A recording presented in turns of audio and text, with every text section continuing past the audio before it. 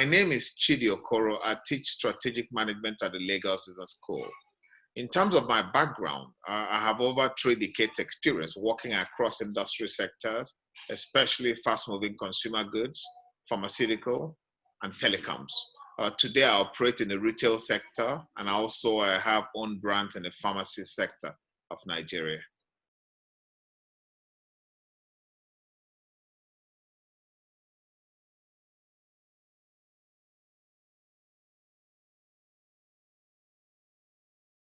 Like every other industry, the FMCG sector is seeing a bit of shakeup, probably exacerbated by COVID.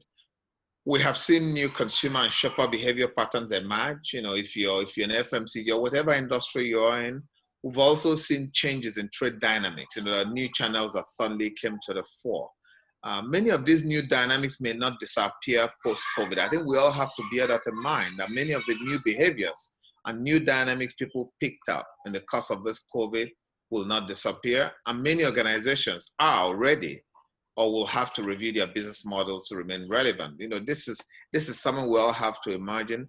Nigeria is largely a traditional trade environment. For FMCG, it's largely traditional, with open markets and street side retail.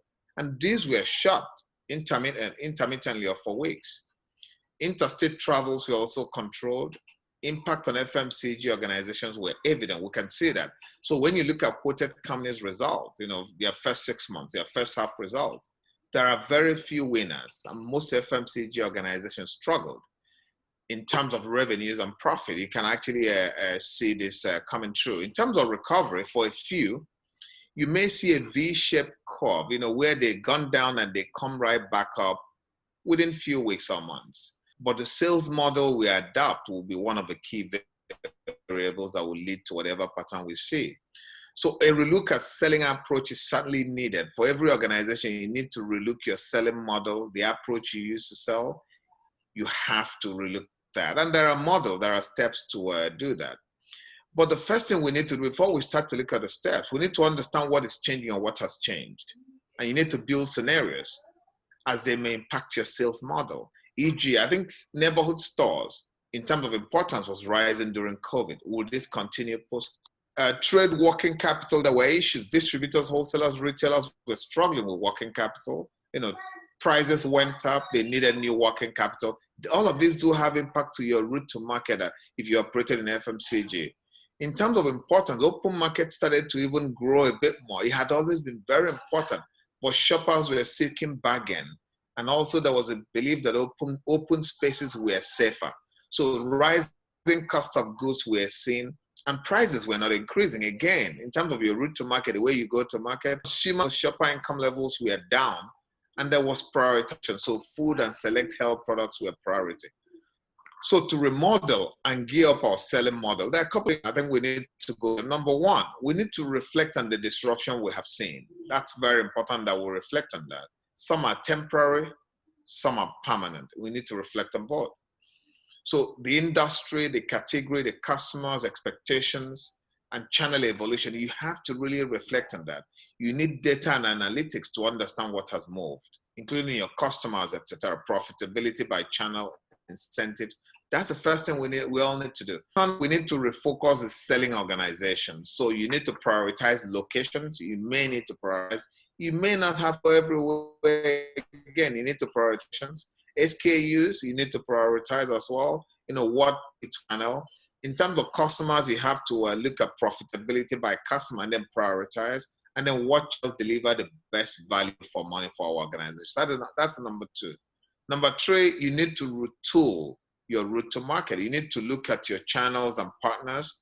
There might be need for new route to market. This is a different consumer shopper. It's a different trade dynamic we're facing. So there might be need for new capabilities to launch new route to market. They need to review your sales staff productivity metrics. At the moment, virtual selling capability will certainly be vital. So very important.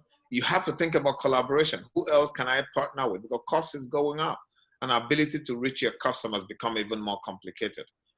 There's need to strengthen the new and emerging channels, strengthen your capabilities in those areas.